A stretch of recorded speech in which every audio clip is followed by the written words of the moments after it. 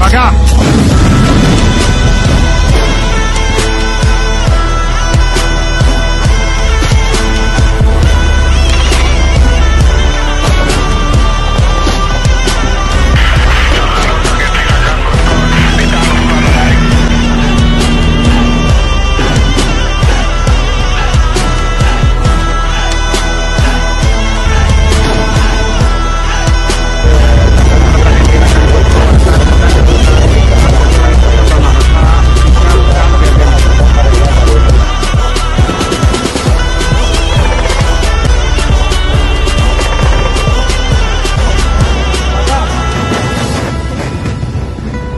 עבודה מדהימה, מהקפיצה בנחשונים, דרך ההכנה של הכלים, החוד הגדודי, חטיבתי, אוגדתי וצה"לי, ונמצאים בכל מקום, ובסוף הפלוגה היא פשוט מדהימה.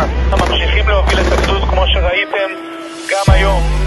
אתמול קצרנו עשרות מחבלים. מה שאנחנו עושים זה להיות החוד של מדינת ישראל. כל המשפחות שלנו גאות בנו, יכולים להיות גאים בעצמנו, שאנחנו עושים את הדבר הנכון בזמן הנכון ובמקום הנכון. בשם השם נעשה ונצליח.